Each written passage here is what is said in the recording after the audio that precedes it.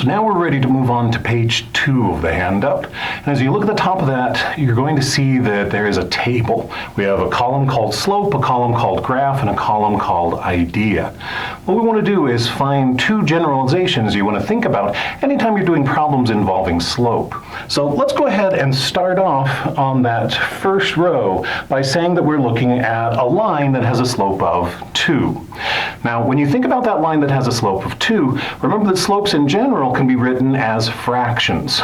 So 2 doesn't look like a fraction right now, but we know that there's a trick we've played before in the class that you can always put a number like 2 over 1 to make that look more like a fraction.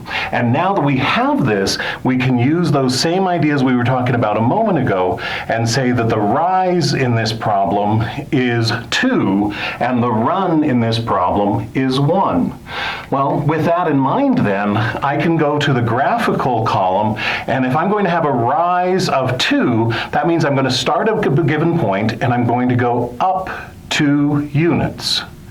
And then because I have a run of 1, I'm going to go to the right 1 unit.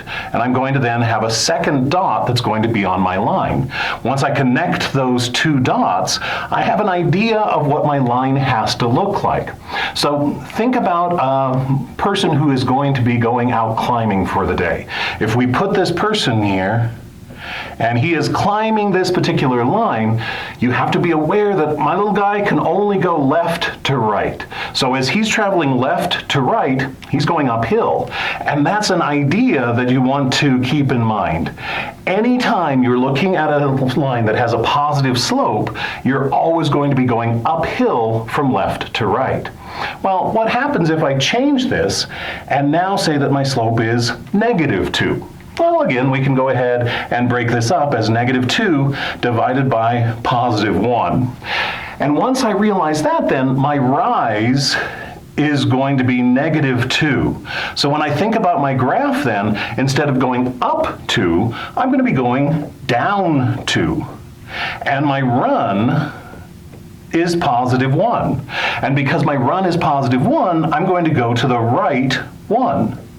And there's my second point. I'll connect those 2 points with a line, and as you look at that line now, again, my little man can only travel left to right, he's going to be going downhill from left to right.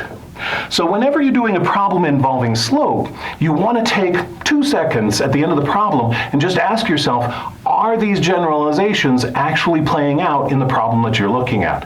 If you have a slope that's +2, your graph has to be going uphill from left to right. If you have a slope that's negative, then you're going to have to be going downhill from left to right. So with those ideas in mind, let's go ahead and try example 3. I'll give you a moment to go ahead and read through the directions for example 3.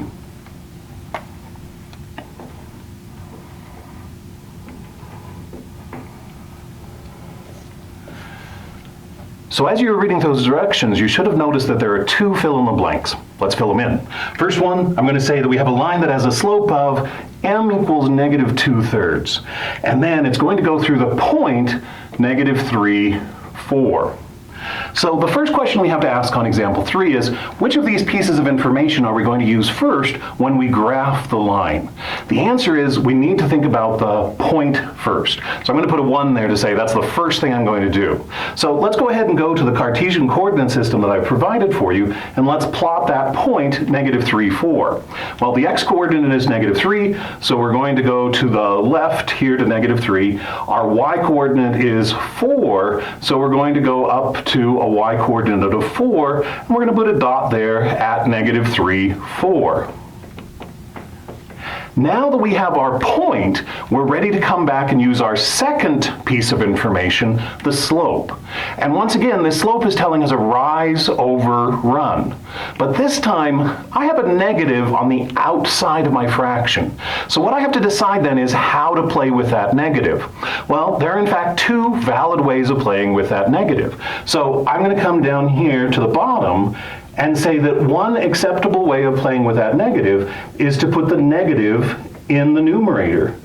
So if I have negative 2 divided by positive 3, a negative divided by a positive ends up giving me that negative. So one way of thinking about this particular fraction is to say that we have a rise of negative 2 and a run of positive 3. Well, if we use that particular idea then, we're going to start at our first point, negative 3, 4, and a rise of negative 2 says that we should go down 2 units. So if I go down 2 units, there we are. And then a run of positive 3 says that we're going to go to the right 3 units. And here's a second point that's going to be on our line. Now, anytime you're drawing a line, 2 points are enough to get the idea of what's happening. So we can connect these 2 dots, and we have then the line for this problem. So now that we have this line, let's go ahead and check a few things.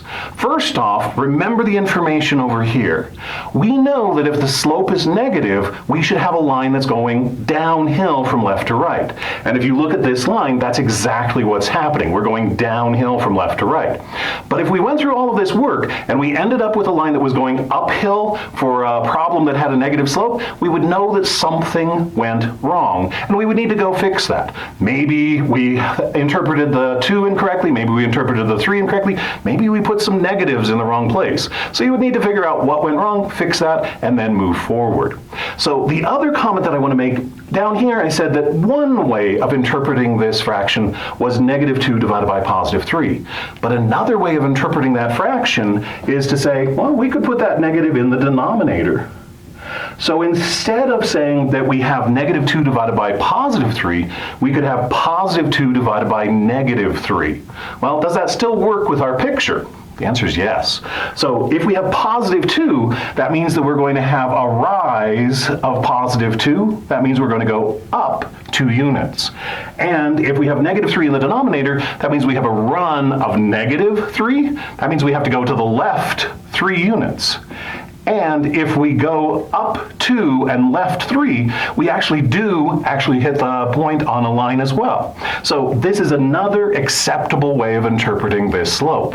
However, there is a warning here.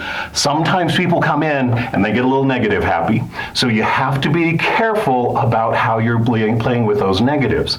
So let's talk about it and say, what would have happened if I said negative 2 divided by negative 3? Is that the same slope? The answer is no, because a negative divided by a negative ends up giving us a positive 2/3.